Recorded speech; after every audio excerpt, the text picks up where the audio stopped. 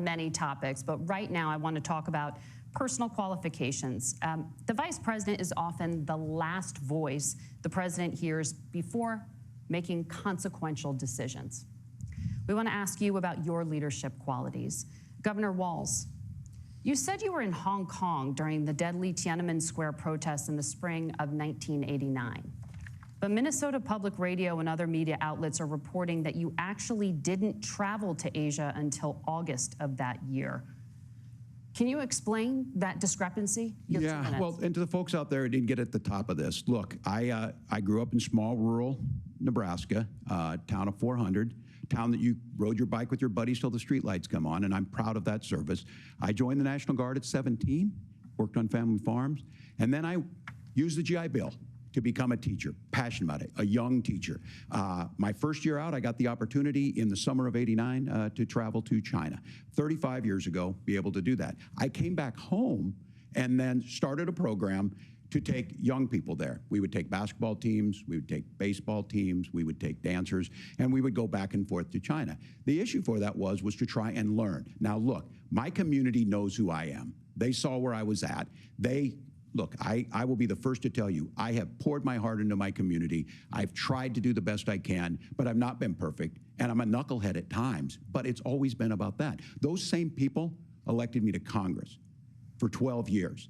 And in Congress, I was one of the most bipartisan people, working on things like farm bills that we got done, working on veterans benefits. And then the people of Minnesota were able to elect me to governor twice. So look, my commitment has been from the beginning to make sure that I'm there for the people, to make sure that I get this right. I will say more than anything, many times I will talk a lot, I will get caught up in the rhetoric, but being there, the impact it made, the difference it made in my life, I learned a lot about China. I hear the critiques of this. I would make the case that Donald Trump should have come on one of those trips with us. I guarantee you he wouldn't be praising Xi Jinping about COVID, and I guarantee you he wouldn't start a trade war that he ends up losing. So this is about trying to understand the world. It's about trying to do the best you can for your community, and then it's putting yourself out there and letting your folks understand what it is. My commitment, whether it be through teaching, which I was good at, or whether it was being a good soldier or was being a good member of Congress, those are the things that I think are the values that people care about. Governor, just to follow up on that, the question was, can you explain the discrepancy? All I said on this was I got there that summer and misspoke on this. So I will just, that's what I've said. So I was in Hong Kong and China during the democracy protests went in. And from that, I learned a lot of what needed to be in governance. Thank you, Governor. Senator Vance, in 2016, you called your running mate, Donald Trump, unfit for the nation's highest office, and you said he could be America's Hitler. I know you've been asked many times, and you've said you regret those comments and explained you then voted for Donald Trump in 2020. But the Washington Post reported new messages last week in which you also disparaged Trump's economic record while he was president, writing to someone in 2020, quote, Trump thoroughly failed to deliver his economic populism. You're now his running mate, and you've shifted many of your policy stances to align with his. If you become vice president, why should Americans trust that you will give Donald Trump the advice he needs to hear and not just the advice he wants to hear? You have 2 minutes. Well, first of all, Margaret, because I've always been open. And sometimes, of course, I've disagreed with the president, but I've also been extremely open about the fact that I was wrong about Donald Trump. I was wrong, first of all, because I believed some of the media stories that turned out to be dishonest fabrications of his record.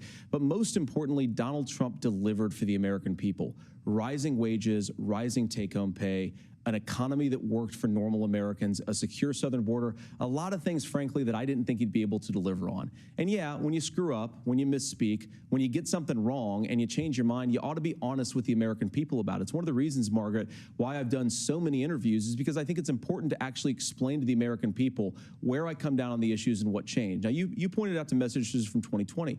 Margaret, I've been extremely consistent that I think there were a lot of things that we could have done better in the Trump administration the first round if Congress was doing its job. I strongly believe, and I've been a United States Senator, that Congress is not just a high-class debating society. It's not just a forum for senators and congressmen to whine about problems. It's a forum to govern. So there were a lot of things on the border, on tariffs, for example, where I think that we could have done so much more if the Republican Congress and the Democrats in Congress had been a little bit better about how they govern the country. They were so obsessed with impeaching Donald Trump, they couldn't actually govern. And I want to talk about this tariff issue in particular, Margaret, because Tim just accused this of being a national sales tax.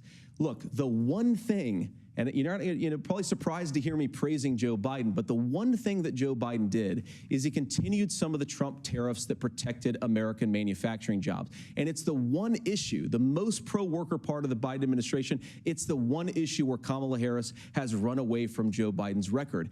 Think about this. If you're trying to employ slave laborers in China at $3 a day, you're going to do that and undercut the wages of American workers unless our country stands up for itself and says, you're not accessing our markets unless you're paying middle-class Americans a fair wage.